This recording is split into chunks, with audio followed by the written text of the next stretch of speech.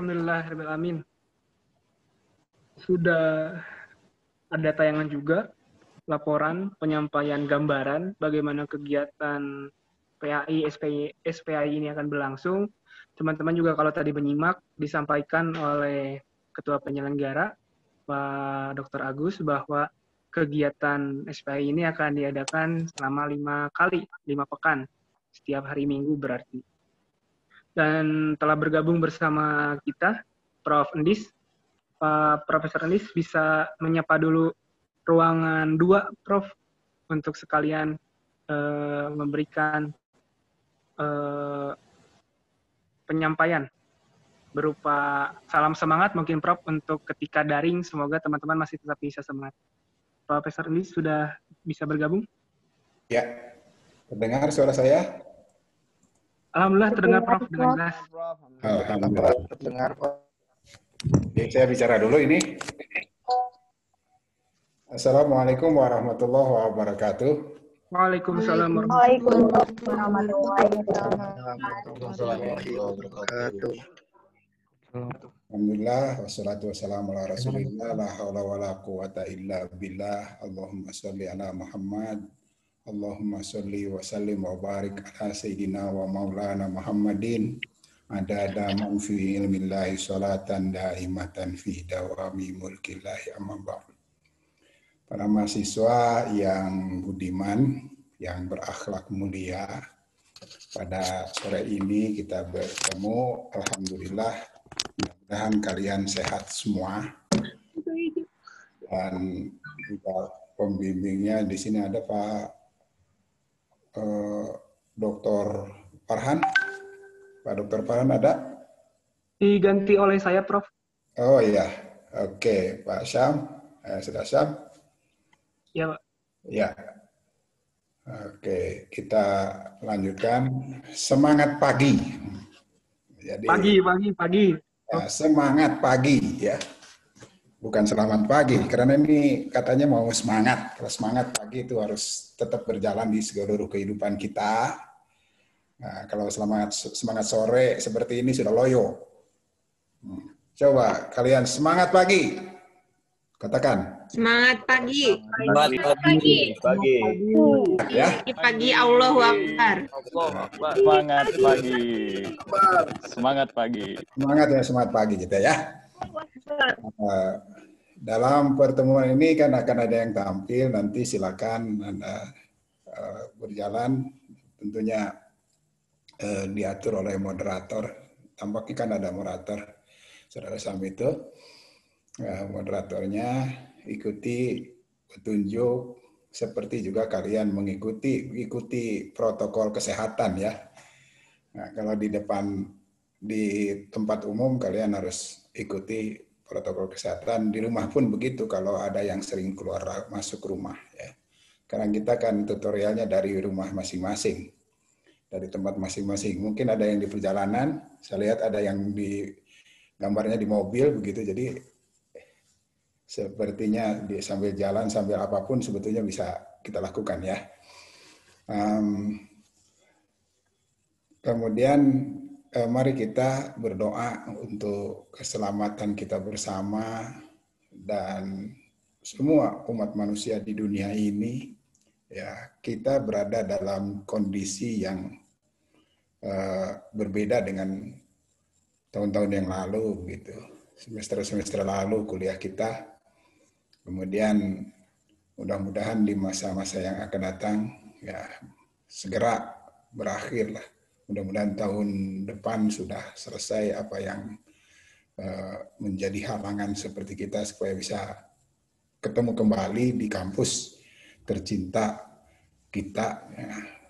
Karena itu untuk itu kita membaca Al-Fatihah. A'udzubillahi minasyaitonirrajim. Bismillahirrahmanirrahim. Alhamdulillahirabbil alamin. Ar-Rahmanir Rahim. Maliki yaumiddin. Iyyaka na'budu wa iyyaka nasta'in. Ihdinas siratal mustaqim siratal ladzina an'amta 'alaihim ghairil maghdubi 'alaihim waladdallin. Amin. Saya pikir itu saja dari saya. Saya kembalikan lagi kepada moderator untuk melanjutkan acara ini. Silakan. Baik, terima kasih Prof. Dan teman-teman juga mungkin kalau yang sering ke Al-Furqon terus senantiasa hadir sebelum sholat zuhur, mungkin sekedar juga mengingatkan, sudah hampir 6 bulan Prof tidak melihat Prof menyampaikan pematerian terkait di Al-Furqon sebelum sholat zuhur. Mungkin teman-teman juga tadi saya berikan kesempatan untuk mengingat kembali ataupun mencoba untuk agar suasana yang lebih hikmat, lebih intim terasa bahwa telah hadir Profesor Lis di sini. Kita langsung beranjak ke penyampaian dari penyaji, co-host Mas Yudrik bisa dibantu untuk penampilan PowerPoint dari penyaji. Yaitu ada 2 orang, ada Gina Nurul Azmi dari jurusan PKK dan juga Tia Lestari dari jurusan Pendidikan Bahasa Sunda. Keduanya telah bergabung bersama di ruangan Zoom meeting ini.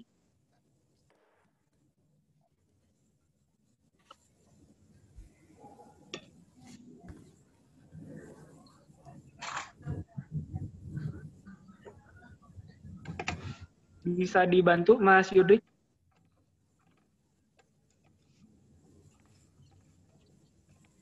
Gina Nurul Azmi juga sudah bergabung? Sudah, Kang.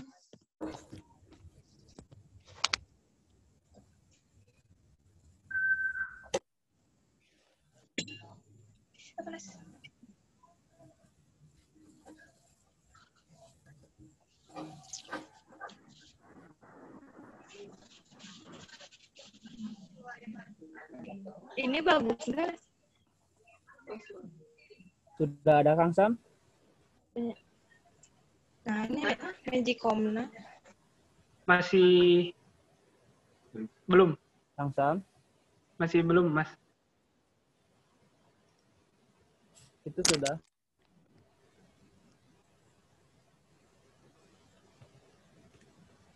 Ada nggak? Kang Sam udah ada? Tapi sekarang jadi blank lagi. Masih blank, Kang. Kalau di sini sudah ya?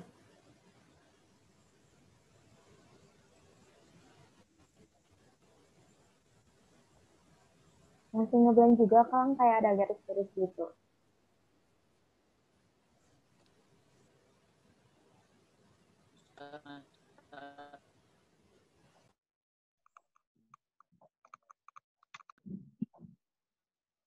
Silakan, sudah ada Teh. Kita mengawali tema terkait pola hidup sehat Rasulullah Muhammad SAW sebagai solusi alternatif membangun kesehatan masyarakat akan disampaikan oleh penyaji 1, ada Gina Nurul Azmi dari Pendidikan Kesejahteraan Keluarga. Silakan Teh. Ya, bismillahirrahmanirrahim. Sebelumnya, apakah suara saya terdengar? Jelas, Gin. Alhamdulillah, jelas. Terdengar, Teh. Oke, perkenalkan nama saya Gina Nurul Azmi dari Pendidikan Kesejahteraan Keluarga NIM 1807931. Sebelumnya terima kasih kepada moderator dan yang terhormat Profesor Endis, mohon menyampaikan penyajian materi ya, Prof. Pada kesempatan kali ini, saya perwakilan dari PKK akan menyampaikan tips mengenai pola hidup sehat Rasulullah Muhammad SAW sebagai solusi alternatif membangun kesehatan masyarakat. Di masa pandemi sekarang ini, kesehatan merupakan hal yang sangat penting bagi kehidupan manusia. Masalah kesehatan ini, terutama di masa COVID sekarang, kesehatan merupakan hal yang diprioritaskan untuk dijaga.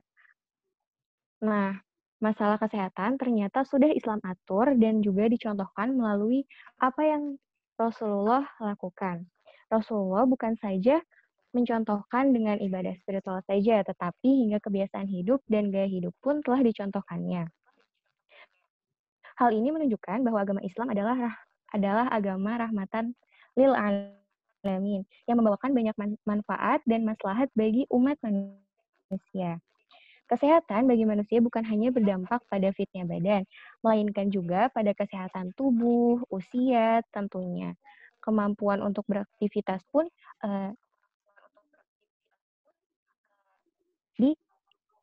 tergantung dengan kesehatan fisik kita. Semakin rendah tingkat kesehatan kita, maka akan rendah pula aktivitas yang bisa kita lakukan. Sedangkan untuk berkarya dan memberikan manfaat yang besar bagi masyarakat, tentu saja kita membutuhkan kesehatan yang baik. Maka dari itu, saya sudah merangkum tips mengenai pola hidup sehat ala Rasulullah. Seperti yang ditampilkan di slide, yang pertama adalah makan sebelum lapar dan berhenti sebelum kenyang.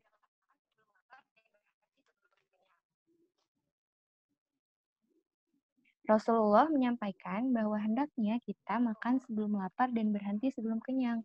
Nah, dari aspek kesehatan sendiri, ini sangat berarti karena makan sebelum lapar menghindarkan kita dari sakit lambung atau MAH. Jadi, kita perlu makan sebelum lapar supaya menghindari penyakit juga. Nah, kenapa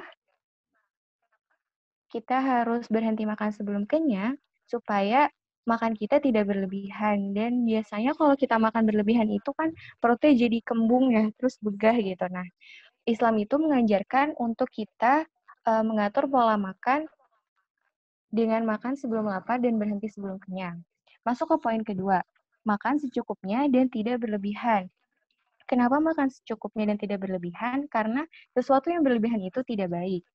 Nah, yang ketiga, 1/3 perut kita itu diisi dengan makanan, 1/3 lagi diisi dengan minuman, dan yang 1/3 lagi diisi oleh udara.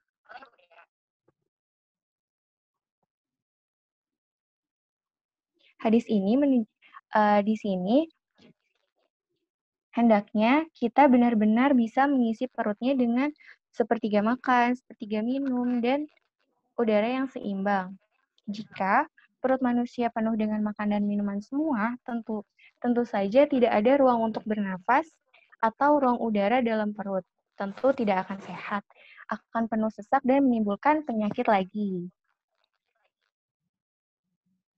Nah, yang keempat yaitu tidak makan dan minum yang diharamkan. Seperti yang sudah diatur dalam Quran Surat Al-Ma'idah, diharamkan bagimu memakan bangkai, darah, daging babi, daging hewan yang disembelih tidak atas nama Allah, yang tercekik, yang terpukul, yang terjatuh, yang ditanduk, dan diterkam binatang buas, kecuali yang sempat kamu menyembelihnya. Dan diharamkan bagimu yang disembelih untuk berhala. Nah, dengan kita tidak memakan makanan yang haram, bukan hanya perilaku yang dilakukan oleh Rasulullah SAW, melainkan telah menjadi ketetapan Allah yang tidak bisa dirubah. Untuk itu, Allah memerintahkan manusia agar tidak makan dan minum sesuatu yang diharamkan. Kenapa Allah melarang? Alasan yang paling logis dan masuk akal adalah karena makanan haram memiliki kandungan yang tidak sehat dan membuat tubuh menjadi rusak jika terus mengkonsumsi hal tersebut secara berulang. Nah, tips yang kelima adalah berpuasa. Selain ada perintah berpuasa Ramadan yang terkandung dalam surat Al-Baqarah ayat 183, diriwayatkan oleh hadis riwayat Bukhari Muslim, berpuasalah kamu supaya sehat tubuhmu. Nah, Rasulullah juga mengenalkan kita untuk melakukan puasa sunnah seperti puasa Daud, puasa Muharram, puasa Senin Kamis, dan lain sebagainya yang bisa kita lakukan. Kenapa sih Rasulullah membagikan tips untuk berpuasa, memberikan contoh untuk berpuasa, selain menjadi ibadah dan pahala bagi kita, puasa merupakan proses detoks bagi kita. Dari proses tersebut, maka akan keluar segala racun-racun dalam tubuh, timbunan lemak, dan juga zat-zat yang tidak sehat lainnya. Jadi puasa ini sangat bermanfaat untuk tubuh untuk mengeluarkan racun-racun. Nah, tips yang keenam adalah bangun dan sholat di sepertiga malam. Bangun dan sholat di sepertiga malam, perintah ini diberikan oleh Allah langsung untuk kita untuk melaksanakan sholat di malam hari dan sholat qiyamul lail atau sholat qiyamul lail. Sholat seperti ini tentunya membuat kita akan lebih sehat karena bangun lebih pagi. Udara dan kondisi di waktu ini adalah waktu-waktu terbaik. Ketika sholat di sepertiga malam, kita bisa lebih khusyuk untuk melakukan sholat dan bisa memberikan semangat, lebih semangat untuk menjalani kegiatan beraktivitas di pagi hari.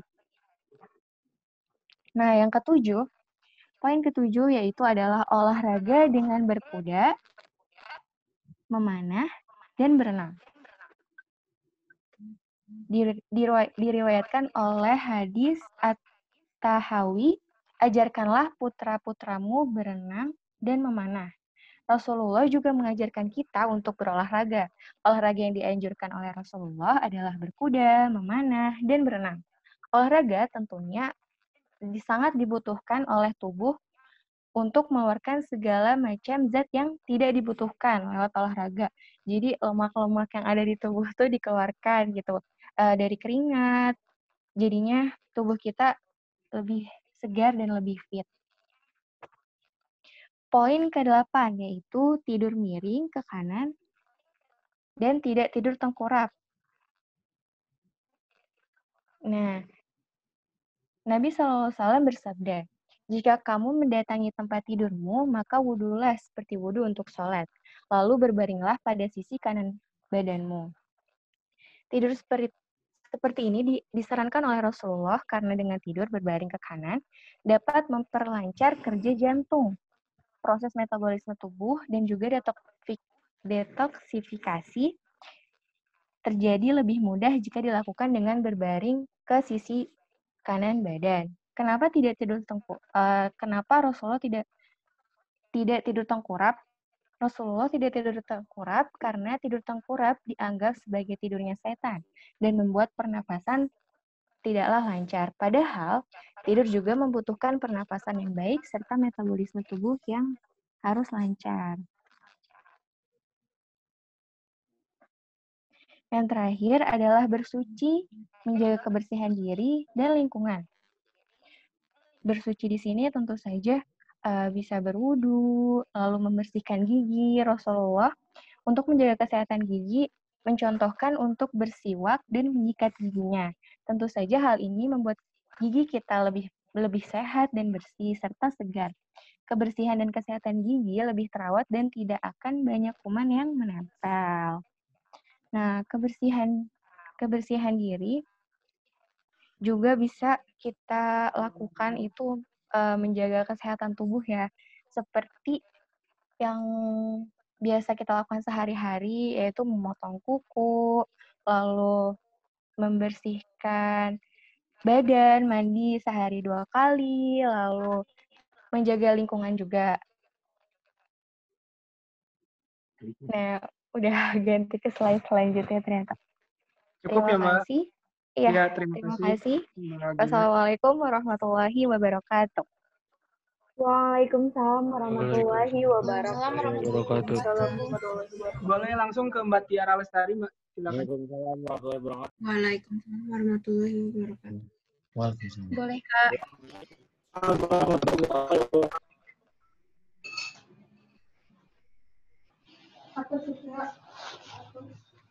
Mbak Tiara Lestari bisa langsung, Mbak? Bisa, ada suaranya? Akang Teteh, semua? Jelas, silakan. Alhamdulillah jelas sampai ke hati. Alhamdulillah. Bismillahirrahmanirrahim. Assalamualaikum warahmatullahi wabarakatuh. Pertama-tama terima kasih kepada moderator.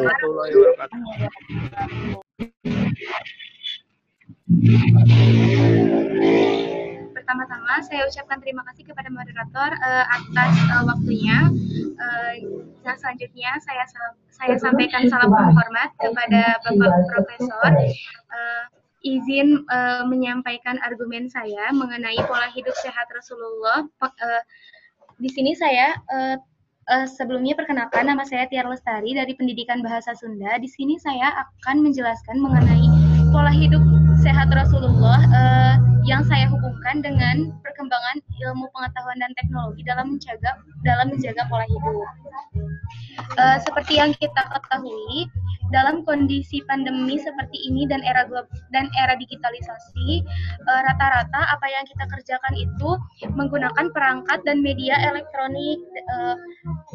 Sebenarnya perkembangan teknologi sangat membantu dalam kehidupan manusia. Namun ada beberapa orang yang mungkin menyalahgunakan teknologi sehingga mereka itu bisa diibaratkan terlena dengan teknologi, terlena dengan kemudahan di zaman sekarang, sehingga perkembangan iptek itu memiliki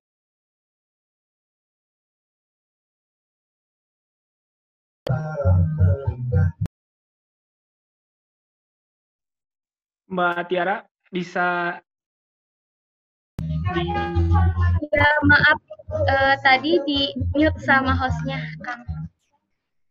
Itu suara di Mbaknya bisa dipindah dulu atau gimana? Suaranya masuk semua. Iya, maaf tadi ada gangguan sedikit. Bisa saya lanjut? Silakan. Ya, tentu saja di sisi lain dari dampak positif perkembangan ilmu pengetahuan dan teknologi, ada juga beberapa dampak negatifnya yang berhubungan dengan pola hidup atau kesehatan masyarakat. Yang pertama, perkembangan iptek dapat mengganggu pola makan. Mengapa perkembangan iptek dapat mengganggu pola makan? Karena kita tahu ya, anak-anak kecil zaman sekarang, mereka kecanduan sama yang namanya gadget. Ketika mereka kecanduan gadget, mereka akan lupa dengan makan. Jangankan dengan makan, dengan ibadah pun mereka lupa. Yang kedua, pola tidurnya berantakan. Seperti yang kita ketahui, pasti udah gak asing lagi ngelihat orang yang begadang, ketika siang dijadikan malam, malam dijadikan siang. Itu juga merupakan salah satu dampak dari perkembangan ilmu teknologi yang disalahgunakan. Yang selanjutnya adalah kurang gerak atau jadi pemalas. Karena ketika teknologi menyediakan segalanya, maka manusia cenderung bermalas-malasan. Seperti contohnya, yang biasanya nih di zaman dahulu kalau kita mencuci itu menggunakan tenaga manual kan ya. Sekarang ada mesin cuci, oh ya udah pakai mesin cuci aja. Jadi kita nggak biasanya berkeringat untuk menyuci, ini tidak gitu. Nah, dari ketiga poin tadi akan menimbulkan berbagai macam penyakit. Nah, maka dari itu saya ingin menyampaikan pola hidup sehat Rasulullah agar kita dalam menggunakan iptek juga dapat bijaksana gitu. Yang selanjutnya yaitu cara meningkatkan dan menjaga kesehatan menurut Rasulullah SAW. Yang pertama, menjaga pola makan. Seperti yang Teh Gina tadi sudah sampaikan, menjaga pola makan itu sangat-sangat penting dalam menjaga kesehatan. Karena kebanyakan penyakit-penyakit yang ditimbulkan itu akar masalahnya adalah dari lambung. Nah, ketika kita sudah ketika pola makan kita tidak teratur, kita makan sembarangan, apalagi sampai memakan yang haram, nah, itu dapat menimbulkan berbagai macam penyakit. Selain penyakit dari lambung itu sendiri, bisa juga menjalar ke penyakit hati, ke ginjal, kanker, tumor, dan sebagainya. Karena seperti yang kita ketahui di zaman sekarang, penyakit kanker, tumor itu bisa dibilang bukan penyakit yang asing lagi ya.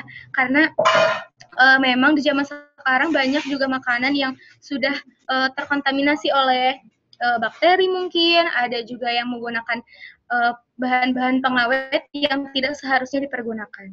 Nah, yang poin kedua yaitu rajin berpuasa. Rasulullah sangat menganjurkan untuk kita rajin berpuasa. Mau itu puasa Daud, puasa Senin Kamis, atau puasa-puasa sunnah yang lainnya. Mengapa kita dianjurkan untuk rajin berpuasa? Karena ketika kita berpuasa, tubuh kita secara alaminya, secara individualis, secara sendirinya, dia melakukan detoksifikasi. Nah, di lambung kita sisa-sisa nutrisi yang belum diserap oleh tubuh, ketika kita berpuasa akan lebih dimaksimalkan penyerapannya. Lemak-lemak yang tadinya ditimbun ketika kita berpuasa akan dirubah menjadi energi. Maka dari itu Rasulullah sangat-sangat menganjurkan untuk kita sebagai umatnya untuk rajin berpuasa. Yang selanjutnya adalah menjaga kebersihan. Pasti sudah pada tahu ya, kata-kata kebersihan sebagian dari iman. Nah, kebersihan juga merupakan sebagian dari pola hidup Rasulullah untuk menjaga kesehatannya. Terutama ketika sebenarnya menjaga kebersihan itu dapat kita mulai dari hal-hal kecil, seperti sebelum makan kita cuci tangan terlebih dahulu, terus kita juga membiasakan diri untuk berwudu. Nah, sebenarnya Allah memerintahkan kita berwudu, sholat, berwudu, itu berwudu salah satunya untuk senantiasa agar kita menjaga kebersihan diri kita. Dan juga untuk orang dewasa disunahkan untuk mandi ketika hari Jumat, seperti itu. Yang selanjutnya ada menjaga emosi. Kenapa menjaga emosi dapat membantu kita meningkatkan dan menjaga kesehatan? Karena di beberapa tausiah yang saya tonton, yang saya dengarkan, terus dari beberapa artikel yang saya baca, emosi itu dapat meningkatkan asam lambung, meningkatkan, sudah jelas ya, kalau yang emosian biasanya disebut darah tinggi kan ya. Nah, maka dari itu menjaga emosi itu sangat penting dalam menjaga kesehatan kita, karena tidak jarang orang yang emosionalnya terganggu, bahkan kejiwaannya juga terganggu. Yang selanjutnya ada keseimbangan beraktivitas. Nah, keseimbangan beraktivitas di sini dimaksudkan adalah 1/3 dalam satu hari kita dipergunakan untuk beraktivitas seperti bekerja, belajar, dan sebagainya. 1/3 kemudian untuk beribadah, dan 1/3 lagi untuk istirahat. Oh iya, sebelumnya ada yang tahu nggak sih kapan waktu untuk makan yang paling bagus atau dianjurkan oleh Rasulullah? Nggak tahu. Nah, menurut Dr. Jahid, menjaga waktu yang bagus untuk makan itu adalah setelah terbit matahari dan sebelum terbenamnya matahari. Jadi dianjurkan ketika sudah malam, sudah terbenam matahari, kita tidak lagi makan. Kenapa? Karena ketika kita malam hari kita makan dan kita tidak beraktivitas lagi, maka nutrisi, lemak, segala macam itu ditimbun. Makanya nggak jarang ada yang kalau sering makannya malam, ada yang perutnya buncit, ada yang obesitas. Nah, maka dari itu Rasulullah sebenarnya menganjurkan agar kita itu makan sesudah terbit matahari dan sebelum terbenamnya matahari. Mungkin cukup sekian penyajian materi dari saya, kurang lebihnya mohon dimaafkan. Wassalamualaikum warahmatullahi taala wabarakatuh. Waalaikumsalam warahmatullahi wabarakatuh. Waalaikumsalam warahmatullahi wabarakatuh. Ya. Ya, sangat menarik dan cukup jelas mungkin penyampaian dari tadi ada Gina, juga dari Tiara, terkait pola hidup sehat yang dipaparkan. Namun dari teman-teman sendiri, dari peserta yang lain, barangkali ada yang mau menanggapi, menambahkan, ataupun mau bertanya terkait apa yang tadi telah disampaikan. Silakan kepada peserta yang mau bertanya, menambahkan, ataupun menanggapi. Saya izin bertanya. Silakan. Bismillahirrahmanirrahim. Perkenalkan, nama saya Silmi Farah Fauziah dari Prodi Pendidikan Kesejahteraan Keluarga 2018. Izin bertanya kepada para penyaji terkait hal-hal yang tadi sudah disampaikan gitu ya. Bagaimana pengelolaan pola hidup yang sehat menurut Rasulullah kepada kita yang berkegiatan di satu tempat gitu. Karena kan tadi banyak yang disampaikan itu posisinya harus bergerak, harus beraktivitas, harus melakukan aktivitas di luar. Apa maksudnya bergerak gitu. Tapi banyak juga pekerja atau orang yang melakukan pekerjaan di satu tempat. Seperti misalnya orang-orang kantoran yang dia duduk seharian gitu di satu tempat. Bagaimana cara memberikan pola sehatnya meskipun dia berada di satu tempat selama beberapa jam. Seperti itu. Terima kasih. Assalamualaikum warahmatullahi wabarakatuh. Waalaikumsalam warahmatullahi wabarakatuh. Kita tampung dulu 3 pertanyaan atau 3 tambahan tanggapan. Ada lagi dari yang lain? Silakan. Kak, izin bertanya. Silakan. Saya Zakia Abdul Umah dari Kimia C 2018.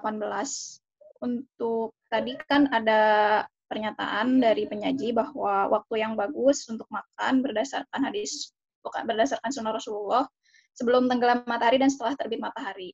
Dan dijelaskan alasan sebelum tenggelam matahari, adapun mengapa gitu, setelah terbit matahari disunahkan untuk makan gitu.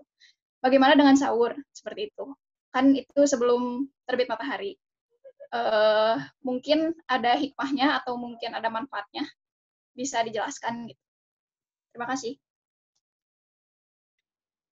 Baik. Memang tadi yang pola sehat terasa oleh kita hari ini mungkin ya, di mana pergerakan dibatasi, tidak banyak orang yang bergerak, dan bagaimana tentang pola hidup sehatnya. Dan yang kedua, tadi ditanyakan bahwa bagaimana nampaknya kita menanggapi dari pernyataan tadi, argumen tadi, bahwa yang paling baik itu setelah terbit dan sebelum terbenam. Maka sahur tuh masuk kategori yang mana? Karena sebelum terbit matahari tentunya kita melaksanakan sahur.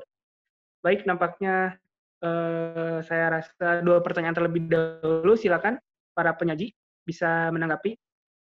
Mungkin ke Tiara dulu, tadi terkait pertanyaan dari Zakiyah yang menanyakan mengenai kalau sahur itu termasuk yang mana bagi Tiara sendiri. Silakan. Masalah waktu yang baik untuk makan ya tadi tuh. Mengapa bagaimana tadi masalah sahur? Kalau sahur itu kan kita beda konteksnya. Ketika sahur kan kita niatnya berpuasa. Nah, kenapa Rasulullah menganjurkan kita makan setelah terbit matahari dan sebelum terbenam matahari? Karena seperti ini, karena Rasulullah itu selepas sholat Isya beliau tidak beraktivitas lagi. Beliau langsung tidur biasanya selepas Isya. Nah, maka dari itu karena beliau langsung tidur, selama dia tidur kan dia tidak makan. Beliau tidak makan. Beliau bisa kan ketika kita tidak makan bisa disebut itu sedang berpuasa. Maka kenapa bahasa Inggrisnya sarapan itu breakfast? Karena artinya tuh membatalkan puasa. Makanya Rasulullah menganjurkan kita untuk makan setelah terbit matahari. Seperti itu. Kenapa tadi sahur kayak gimana? Ya kan karena sahur kita puasanya di siang hari. Kalau misalkan kita tidak puasa, maka kita puasanya di malam hari. Buka puasanya itu ketika kita bangun tidur atau setelah matahari terbit itu. Seperti itu. Bagaimana? Apakah jelas?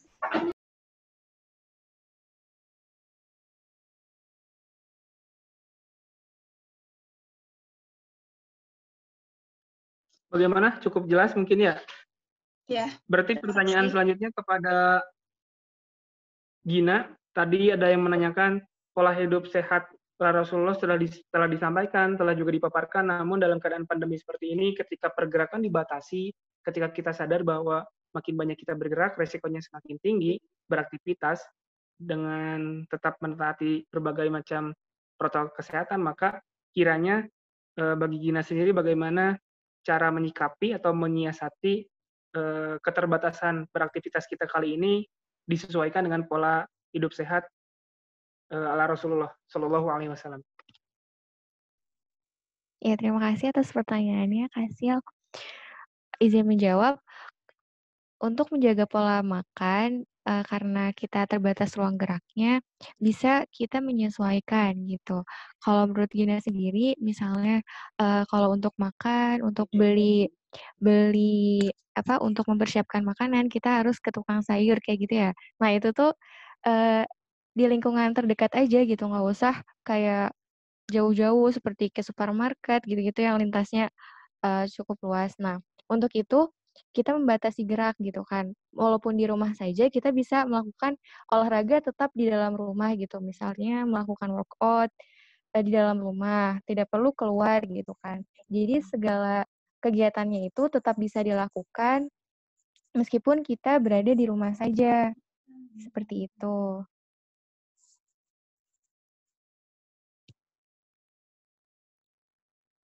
Apakah terjawab, Kasil? Berarti tetap memaksimalkan pergerakan yang ada di kondisi terbatas juga ya, Gin? Iya, betul. Meskipun kita berada di rumah saja, tapi kegiatan kan tetap harus berlanjut ya, seperti kita kuliah online dan itu harus duduk, tapi kita harus memanajemen waktu. Kapan kita harus beraktivitas, beraktivitas mulai misalnya dari setelah subuh kita beraktivitas, lalu sore sebelum tidur kita melakukan olahraga dulu. Jadi sebelum tidur itu tidurnya nyenyak. Kayak gitu, bisa seperti itu. Dengan pula menjaga pola makan kita, makan makanan yang sehat, jangan makan mie terus walaupun kita di rumah. Oke, terima kasih Gina. Iya, sama-sama. Semoga penyampaian tadi, baik dari Gina, Tiara, maupun ada dua penanya yang telah memberikan pertanyaan, mungkin sekaligus tanggapan, bisa menambah teman-teman menyadari dan memantik bahwa kesehatan di masa pandemi ini tidak hanya penting dari segi jasmani, tapi juga dari segi rohani. Mungkin lebih jelas akan dikupas, akan dijelaskan, akan ditanggapi juga kepada Profesor Endis yang dengan pemaparan lebih detail, lebih jelas, mungkin Prof bisa sekaligus memaparkan penjelasan terkait pola hidup sehat Rasulullah Shallallahu Alaihi Wasallam. Kepada Profesor Endis, disilakan.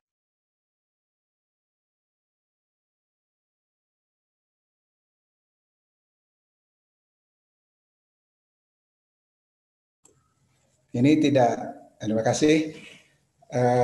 Apa setelah ini ada dibuka lagi pertanyaan atau tidak? Nampaknya dicukupkan saja, Prof, setelah ini. Namun kita melihat waktu, kalau memungkinkan atau Prof barangkali mau ada diskusi lagi. Sampai jam berapa? Ini sampai jam Waktu kita sekitar sampai pukul 16.50, Prof. Oh, ini sekarang 40, kayaknya tinggal 10 menit lagi. 12 menit. Oke, saya akan memberikan penjelasan lah sedikit ya tentang ini dalam waktu singkat ini.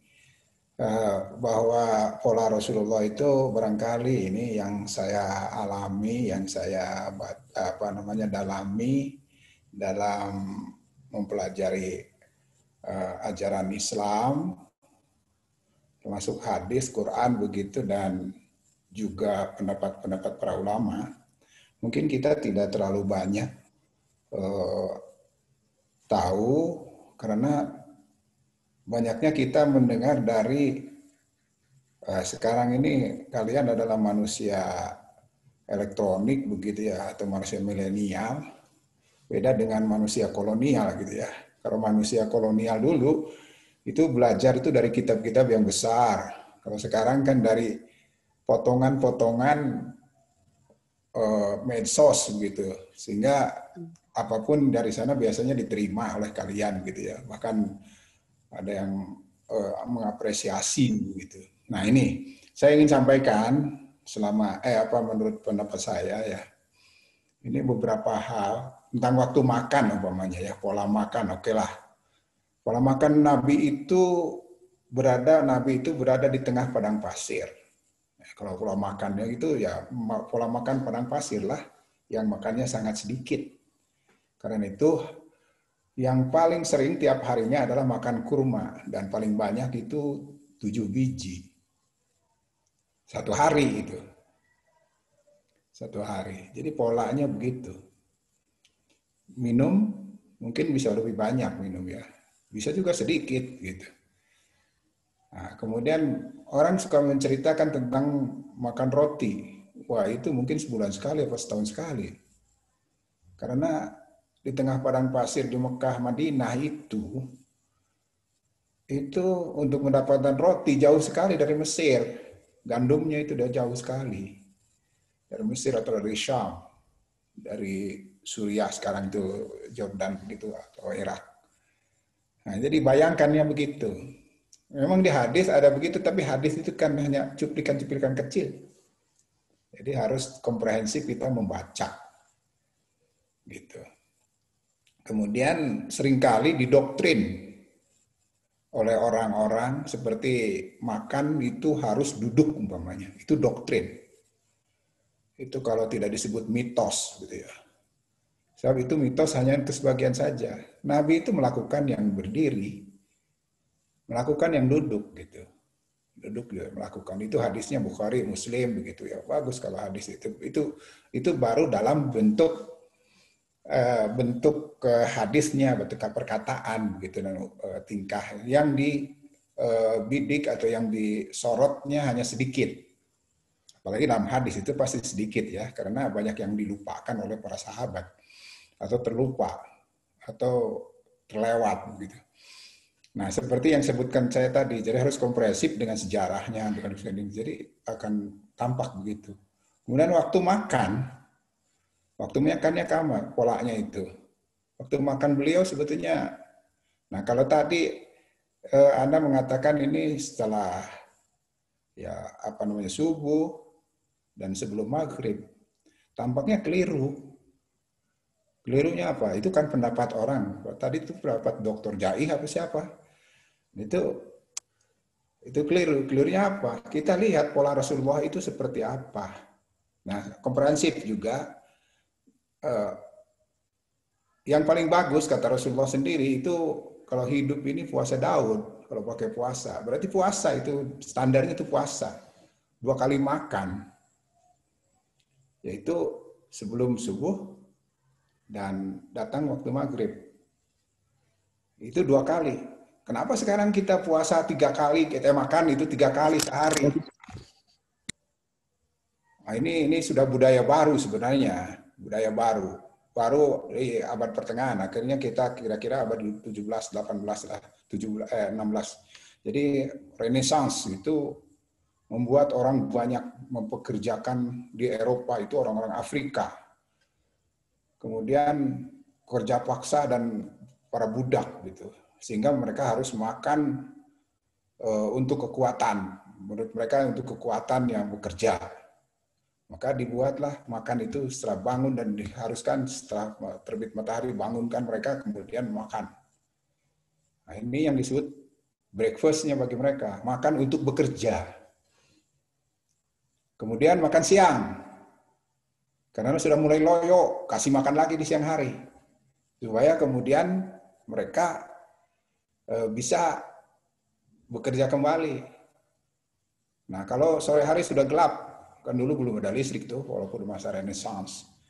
Belum banyak begitu seperti sekarang. Ya, untuk sebelum tidur itu supaya bangunnya nanti segar lagi, jadi 3 kali makan gitu. Terus para majikannya ke bawah 3 kali makan itu. Nah, ini kita kalau 3 kali makan kayaknya seperti mereka ya. Nabi seharian yang tidak puasa, Nabi tetap melakukannya ya walaupun bisa terlambat, tidak makannya di sewaktu fajar, tapi kemudian puasanya lebih banyak. Bayangkan puasa dalam sebulan lebih banyak daripada tidak puasa. Atau paling tidak seimbang. Kalau puasa Daud kan seimbang itu, 15 hari pasti gitu. Dalam sebulan itu. Karena sehari puasa, sehari enggak gitu kan. Itu pasti begitu. Nah, kemudian kalau puasa tidak Daud, Senin Kamis saja itu bisa berapa? Bisa 8 kali, 10 kali itu Senin Kamis itu dalam sebulan. Karena dalam sebulan itu ada yang hanya 4 kali seminggunya kan. Tapi Kamisnya juga bisa 4 kali juga, jadi 8 kali minimal. Kemudian jadi bisa juga 10 kali, jadi antara 10 gitu ya, antara 8-10 kali itu dalam sebulan. Itu banyak itu. Kemudian ditambah lagi puasa bid, puasa tengah bulanan, puasa putih loh gitu ya. Itu 3 hari. Belum ada puasa-puasa lain yang nambah-nambahnya lagi seperti puasa Asyura, begitu puasa Arafah, ya puasa-puasa yang mengiringi kesehariannya yang ada di zaman Rasulullah gitu. Apalagi kalau banyak ya puasanya lebih banyak lagi di situ, bisa lebih banyak ya. Itu bisa lebih dari 15 hari, 17 hari itu. Bisa banyak. Nah, kalau dengan pola begitu, kalau di dalam penelitian kita sekarang itu biasanya diambillah persentase ya. Kalau persentase berarti persentasenya lebih banyak justru makan malamnya itu makannya itu 2 kali, yaitu sahur dengan buka puasa. Ya, Emang Rasulullah itu kan yang namanya breakfast itu ya maghrib. Maghrib itu. Futur, itu bahasa Arabnya futur. Atau takjilul fitr gitu ya. Takjil itu. Kita sebut takjil. Nah, itu mendahulukan, mempercepat, bukan mendahulukan, mempercepat breakfast. Nah, itu maghrib sebelum salat. Sebelum salat mempercepat. Jadi Rasulullah itu breakfast-nya maghrib. Sarapannya itu maghrib gitu ya. Kalau bahasa kita sarapan itu. Nah, kalau tidak puasa baru sarapannya jadi subuh. Jadi subuh atau setelah subuh gitu. Nah, ini coba Anda lihat begitu ya, Anda lihat gitu. Nah, kemudian kita lihat lagi pola-pola yang lain dari Nabi itu ya, dari Rasulullah itu. Pola puasa sudah oke, dengan puasa begitu, puasa. Dan puasanya juga itu ya, ini yang paling penting bagi kita yang sehat itu adalah keseimbangan makannya itu, bukan banyaknya. Bukan gizinya yang banyak begitu, atau vitaminnya yang banyak, atau energinya yang banyak, bukan. Bagi Rasulullah itu yang banyak, yang bagus itu adalah keseimbangan. Jadi ada keseimbangannya, gizinya seimbang gitu ya. Proteinnya seimbang. Itu ada pada makanan yang namanya kurma. Orang bisa hidup dengan sehat tanpa penyakit seperti Rasulullah, tanpa penyakit itu hanya dengan kurma makannya itu. Kurma paling banyak sehari 7 biji. Saya tidak pernah menemukan yang 9 biji ya untuk Nabi itu. Nah, dan yang lain itu jarang sekali, karena memang di Madinah itu kan cuma ada kurma, di Mekah juga cuma ada kurma. Ya, kalau ada ya para pedagang baru bisa yang lain-lain gitu. Nah, ini jadi begitu, puasa juga begitu, 3 pagi gitu, sahur, kurmanya 3 minum, buka juga 3 atau 5 begitu. Jadi kalau 3 dengan 5, 8 gitu, itu paling banyak gitu seharinya itu gitu. Sarapan. Nah begini, jadi begitu ya. Nah ini boleh Anda tanya juga nanti. Dan itu akan hidup dan sehat ya. Saya sudah buat percobaan sendiri untuk ini. Karena saya buat percobaan, kelinci percobaannya adalah saya sendiri. Sudah beberapa tahun saya berpuasa itu kurma saja yang dimakan dengan air putih lah gitu. Dan hidup sampai sekarang kan masih, Anda lihat saya masih hidup. Allah Maha Kuasa itu. Karena apa? Dalam pikiran saya ini seimbang sekali. 30 hari itu nggak turun berat badan itu dengan makan kurma segitu. Jadi 3 atau 5 ya. Ya boleh 7 gitu. Ya saya juga kadang-kadang kalau kurang ya 7, tapi enak karena manis gitu ya. Bagi saya enak gitu ya. Jadi begitu. Nah itu orang bisa hidup, bisa sehat. Tidak ada gangguan ginjal, gangguan apa tuh nggak ada. Saya buktikan itu. Saya buktikan. Boleh tanya Anda ke keluarga saya begitu. Begitu. Jadi sebenarnya keseimbangan di kurma itu ada keseimbangan. Walaupun para dokter gitu ya, ahli kesehatan dari gizi melihat katanya kurma itu kurang, nggak ada vitamin C-nya.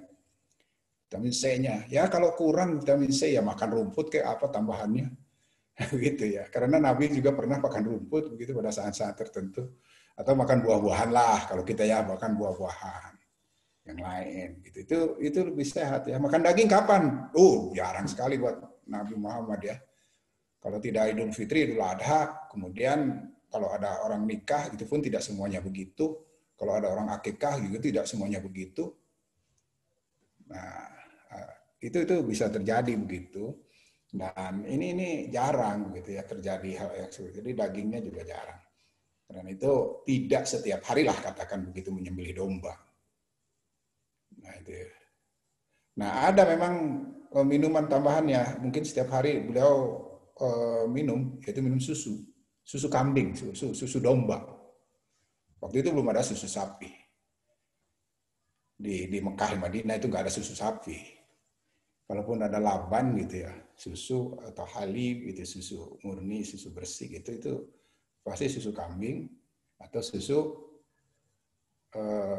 domba gitu, susu domba. Nah itu kemudian belum nggak dicampur apa-apa. Kalau sekarang susu kambing dianggap bau gitu, kemudian jadi dicampur dengan krim. Ya nggak apa-apa sih, sebenarnya nggak apa-apa. Oke, mengenai apa lagi? Tadi mengenai waktu. Ya, saya sudah gambarkan itu ya. Jadi Anda kalau mau sehat sebetulnya sumu tasihhu. Puasalah kalian, pasti kalian sehat, kata Nabi begitu. Puasalah kalian, memang sehat. Nah, tapi alangkah indahnya, alangkah enaknya kalau puasa itu seperti Nabi, makannya cuma kurma saja. Kita takjil itu kurmanya, iya makan kurma pertama. Disangkanya takjil fitri itu, takjil puasa itu disangkanya hanya makanan pembuka, padahal bukan makanan pembuka. Jadi terlalu banyak kita karena ada nasi gitu ya. Ada apa lagi nanti makan lagi, tapi setelah sholat gitu. Nah ini berbeda dengan pola Nabi. Jadi kalau mau pola Nabi ya seperti itu gitu ya. Kalau pola makan Nabi begitu. Jadi tidak ada lagi makan yang lain, tapi begitu. Itu membuat sehat. Nabi tidak pernah sakit. Nabi tidak pernah sakit dan tidak ada cerita sakitnya kecuali di akhir hayatnya itu pun ada hadis-hadis yang mengatakan beliau diracun orang. Karena itu wafatlah beliau gitu. Nah ini dan tidak ada rumah sakit memang zaman itu juga, walaupun sakit gitu ya, tidak ada rumah sakit.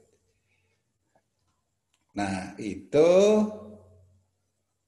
bagaimana ini moderator, apa mau ada ditambahkan atau bagaimana? Saya terlalu banyak kalau sudah saya bicara, karena biasanya saya bicara tiap hari, kata moderator juga. Ini sekarang saya tidak tiap hari ya bicara di masa COVID. Tadi juga yang disampaikan Pak Prof juga sebetulnya telah saya dengar ataupun saya simak dan terkait telah mengaplikasikan ataupun menerapkan mungkin ya Prof pola hidup ala Rasulullah termasuk puasa juga. Yang menarik bagi saya adalah bagaimana kurma dan air itu bisa menjaga keseimbangan, dan dalam beberapa artikel memang glukosa, kandungan karbohidratnya sudah sangat. Dan kalau tambahan mungkin aktivitas berupa pandemi seperti sekarang tuh. Ya, kalau sekarang ya di pandemi memang saya juga menambahkan ya, kalau puasa saya itu saya tambahkan juga. Yaitu karena saya juga punya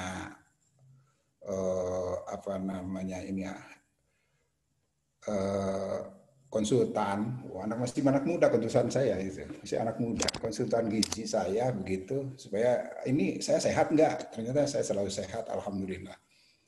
Ya kalau ada hal-hal tertentu ya biasalah, kalau ada masuk angin gitu, karena kita besar sekali cuaca berubahnya. Nah ini kalau kurma itu saya garis bawahi juga, kurma itu bukan glukosa ternyata yang ada di kurma. Karena itu kurma nggak bisa dijadikan gula. Tidak ada gula. Kalaupun ada yang ingin mau mengawetkan kurma, itu kemudian biasa dipakai tambahan gula. Itu sudah diawetkan, tapi biasanya keras. Karena saya tiap hari sampai sekarang saya makan kurma ya. Nah itu biasanya keras gitu. Jadi itu sebenarnya bukan glukosa, ternyata frukosa ya. Namanya itu frukosa. Nah, frukosa ini tidak membawa dampak kepada diabetes. Nah, itu tidak membawa ke situ. Ada Profesor Hermansyah yang jadi direktur dari FPOK. Itu karena olahraga beliau itu kena diabetes. Saya ngobrol dengan beliau tentang kurma ini, beliau memang makannya kurma, bahkan bisa 1 piring kurma aja. Karena tidak tumbuh diabetesnya, tidak. Nah, kecuali tadi saya katakan hati-hati kalau di dalam kurma yang diawetkan sampai keras begitu, atau yang basah begitu, itu sudah ada tanda-tanda dicampur dengan gula gitu ya, gula. Itu ada glukosanya di situ. Nah, sehingga bisa menimbulkan ini diabetesnya itu kambuh lagi, naik gitu, naik. Nah, itu. Kemudian mengenai apa tadi? Kok jadi lupa dari situ? Siapa Pak? Apa namanya? Sudah moderator? Kegiatan aktivitas yang bisa dilakukan mungkin. Ya, gimana ini terputus-putus nih. Ulangi. Aktivitas yang bisa menggandingkan waktu olahraga mungkin Prof. Oh ya, oke, siap. Di masa pandemi seperti ini. Oke. Saya memang kalau waktu olahraga bagi saya udah tua ya. Saya paling rentan sebenarnya sekarang ini. Karena itu saya nggak ke kampus. Pernah ke kampus sekali ya, setelah Lebaran saya pernah sekali ya. Sebelum Lebaran malah, bulan Lebaran enggak. Sebelum Lebaran pernah sekali ke kampus dan tidak lagi. Karena keluarga saya melarangnya begitu. Kemudian UPI juga mempersilahkan begitu kepada saya. Ya, saya selama masih boleh dengan Zoom apapun bisa dilakukan dari rumah. Dan saya ngurung diri.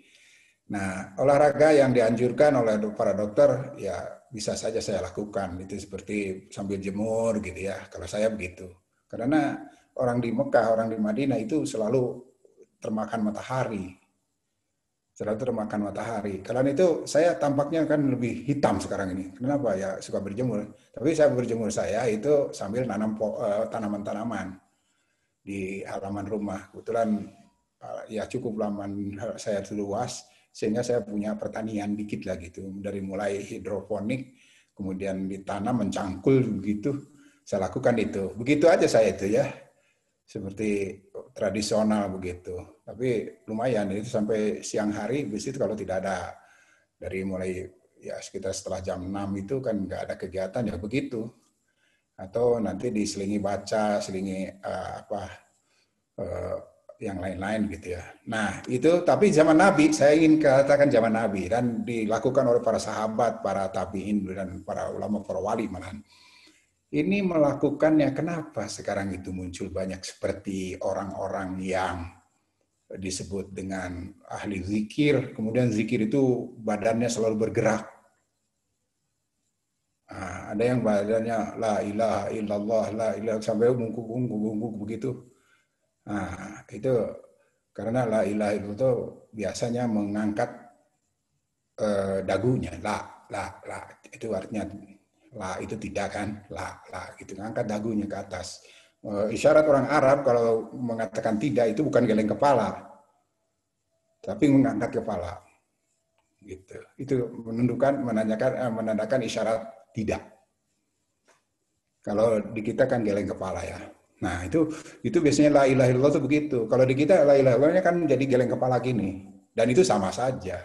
Nah itu leher yang dilakukan dan boleh dilakukan dua, ada yang ke kiri ke kanan sambil la ilaha illallah, ada yang ke atas ke bawah, dan itu bisa menjadi hitungan juga.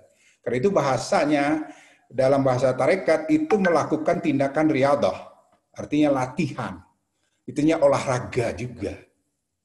Riyadah itu olahraga bahasa Arabnya. Riyadah itu juga latihan bahasa Arabnya, jadi drill. Jadi olahraga, drill. Jadi zikir itu begitu. Kemudian satu lagi riyadah itu menghitung. Karena itu matematika riyadah juga. Dalam bahasa Arab itu 3 itu. Coba tanya kepada yang ini. Itu saya temukan memang begitulah dalam kitab-kitab kuno yang dulu itu. Riyadah adalah latihan berzikir, mau ke kiri ke kanan, mau ke atas ke bawah, itu menggunakan bahkan berkeliling leher itu, dan saya lakukan gitu. Bisa saya lakukan berkeliling leher itu dengan salawat, dengan tahlil, dengan subhanallah, dengan apa saja yang namanya itu tuh biasa melakukan gerak badan gitu. Bahkan kaki juga akhirnya bisa menghitungnya dengan itu. Sampai duduk saja. Ya, bagi saya kaki kurang begitu ya. Karena gerak badannya itu jadi dari perut ke atas ya kita biasanya. Kalau sambil duduk biasanya maghrib sampai isya itu orang-orang dari dulu itu suka begitu. Nah, kalau sekarang kan maghrib dan isya kan banyak orang berkeliaran di mana-mana gitu ya. Kalau dari dulu gitu ya. Sekarang tampaknya kita harus dipelajarkan seperti itu gitu ya, di masa pandemi ini. Nah, kemudian isya, nah saya tidak makan lagi gitu ya. Saya tidak makan isya itu. Karena yang namanya asya, makan isya, makan malam itu bukan istilah. Makan isya itu bukan istilah orang Arab ya. Tapi terjemahan dari bahasa Inggris itu kemudian waktunya waktu malam jadi disebut asya. Nah, yang isya jadi asya gitu. Itu istilah dari Eropa ya, kemudian diterjemahkan oleh orang Arab. Nah, padahal kita ya di dunia Islam begitu ya, terserah sih, sebetulnya nggak apa-apa. Nah, saya biasanya karena waktu maghrib sampai isya saya suka gunakan, maka kalau makan ada apa itu, kalau tidak puasa ya sebelum maghrib. Kalau puasa ya baru azan selesai ya sudah, dan tidak mengganggu. Tidur nyenyak tuh kalau makan kurma. Cuma segitu tidur nyenyak. Jadi jam 8 itu saya sudah tidur. Tapi jam 11, jam 12 gitu, itu jam 1 itu bisa bangun sudah lewat sampai subuh lagi. Itu tidur amat enak gitu ya. Nggak tahu, saya juga nggak ngerti dan saya nggak tanya dokter atau ya konsultan gizi saya, yaitu yang menyatakan kurma itu lengkap.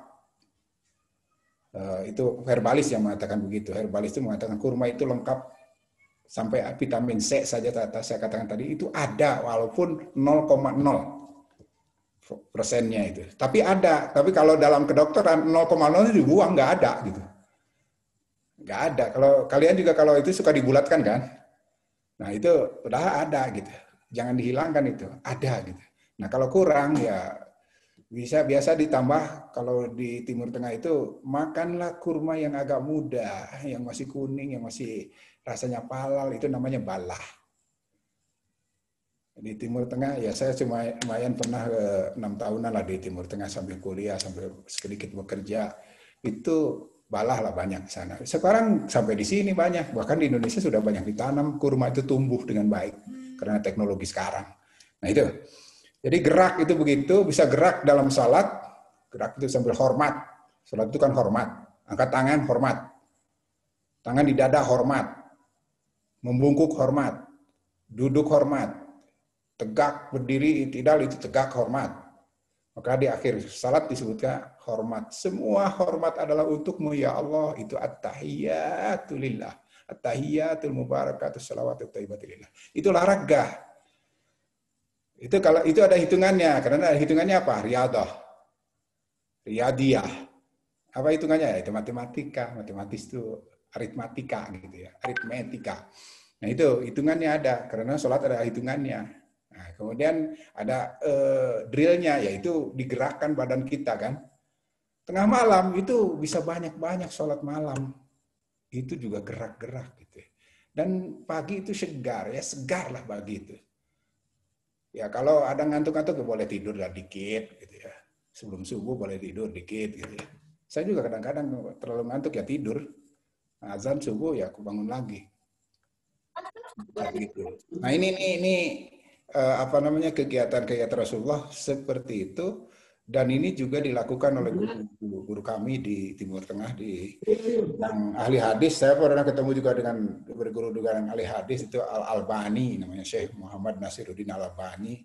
Itu sekampung di situ di Duar Khamis ya, Duar Sadis gitu. Di sana namanya di Amman. Beliau ahli hadis di abad ke-20 lah gitu. Kalau dikata karena Al-Muhaddisul Kabir Qarnal Ishrin gitu ya, di abad 20. Nah ini karena abad itulah aja, setelah tahun 2000-an ke sini saya tidak pernah ketemu lagi karena beliau wafat ya. Oke.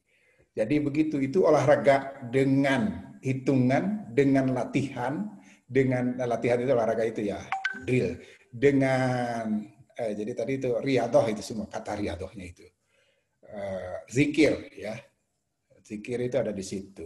Nah, kalau itu melakukan, tampaknya para kiai itu tidak harus juga kuat. Kenapa tidak harus kuat? Ini yang dalam olahraga disebut dengan akal sehat, ada dalam badan yang kuat ya, mensana in corpore sano. Itu banyak orang yang fisiknya lemah tapi akalnya masih sehat gitu. Masih sehat, badannya lemah. Kenapa ya? Semangatnya itu, semangat paginya itu ya. Semangat pagi dari Allah itu bisa muncul dalam doa-doa yang selalu disampaikan kepadanya. Gitu, saya pikir begitu ya. Saya pikir begitu. Ya, camkanlah oleh Anda semua. Saya mohon maaf ya, ini terlalu bersemangat, tapi waktu juga membatasi kita semua. Dan mudah-mudahan Corona dan COVID-19 ini segera berlalu. Di tahun depan bisa saya kembali lagi ke masjid. Ya, kembali ke masjid. Terima kasih. Saudara Sam, silakan. Baik, terima kasih Prof. Luar biasa sekali. Tadi mengenai pola hidup sehat ala Rasulullah, Prof ini sendiri tidak hanya menyampaikan materi, tapi juga termasuk sudah berusaha dan terbukti mungkin ya Prof melaksanakan atau menerapkan dari pola hidup sehat Rasulullah SAW sendiri. Dan nampaknya jadi suatu penyampaian yang luar biasa, karena tidak hanya dari seorang pemaparan atau penyampai materi, tapi juga yang langsung praktik di lapangan kita dapat mengambil pelajaran kepada Prof di sini. Saya akan mengulas sedikit tadi apa yang telah disampaikan dari teman-teman, menyampaikan bahwa terkait pola makan, pola tidur, lalu beberapa hal yang terjadi di masa pandemi ini akan menimbulkan penyakit. Lantas bagaimana cara menanggapinya? Sesungguhnya bila kita kembali mendalami ajaran Islam, membedah kembali isi-isi dari Al-Quran, Al-Hadis, kita bisa menyimak, kita bisa melihat bahwa ajaran Islam itu benar-benar mengarahkan pada keselamatan, benar-benar telah memberikan petunjuk dalam setiap gerak kita di dunia ini. Maka tadi Prof. Nis menyampaikan beberapa hal, termasuk yang mungkin terngiang-ngiang bagi saya, Prof, yang diingat, pelaksanaan puasa itu betul-betul harus dimaknai sebagai anjuran untuk pola hidup sehat, karena nyatanya dari beberapa agama lain pun ya Prof disampaikan atau saya baca melaksanakan yang seperti puasa yang agama kita anjurkan seperti itu. Dan tadi juga disampaikan ada makanan yang dapat digunakan atau dikonsumsi oleh kita semua ketika ingin menerapkan pola hidup sehat Rasulullah. Ada kurma di sana, terus minum air, dan yang tak kalah penting memiliki atau menyeimbangkan dari apa yang kita konsumsi, apa yang kita kerjakan. Maka fisik harus seimbang dengan psikis, jasmani harus seimbang dengan rohani, dan iman harus juga seimbang dengan imun. Seperti itu mungkin pemaparan dari saya, moderator. Juga tadi telah disampaikan pemaparan dari Prof. Nis yang sekaligus bagi saya jadi mentor, karena tidak hanya menyampaikan, namun juga sebagai praktisi yang mempraktikkan juga bagaimana pola hidup sehat ala Rasulullah tersebut. Dan terima kasih juga kepada dua penyaji tadi, dari Gina dan Tiara. Saya rasa pertemuan kita cukup sampai di sini, dan semoga ini memantik teman-teman untuk tetap bisa kembali menggali, mempelajari, mendalami kembali Al-Quran, mendalami dan mempelajari kembali hadis, bagaimana sebetulnya pola hidup sehat yang ternyata orang-orang barat sana yang meneliti, yang mempelajari itu tahu dan pahamnya dari membedah Al-Quran dan kebiasaan hidup Rasulullah SAW. Kita akhiri dengan bacaan hamdalah bersama-sama, teman-teman. Alhamdulillah Rabbil Alamin. Rangkaian acara webinar. Rangkaian acara webinar sosial SPAI DPU UPI pada semester ganjil 2020-2021 telah selesai. Saya Syamad Dikti Ramdhani, mohon undur diri. Sekian. Wassalamualaikum warahmatullahi wabarakatuh. Waalaikumsalam warahmatullahi wabarakatuh. Waalaikumsalam warahmatullahi wabarakatuh. Thank you, Prof. Follow Instagram Gal Hasani. Siap. Bang Jago siap, Bang. Iya, Jate.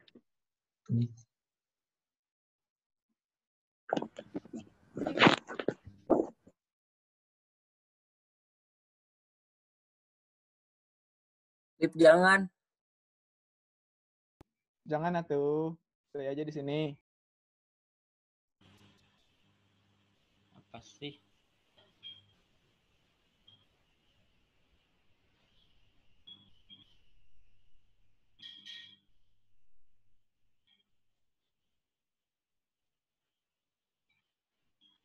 jelas.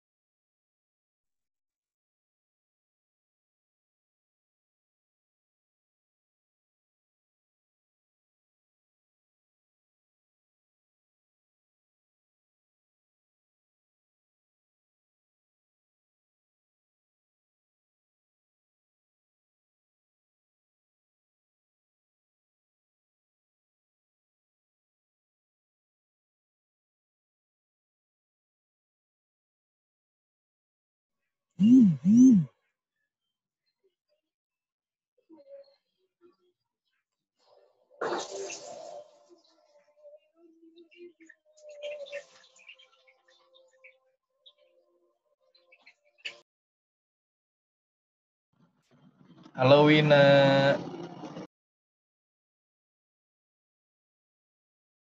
Dimas.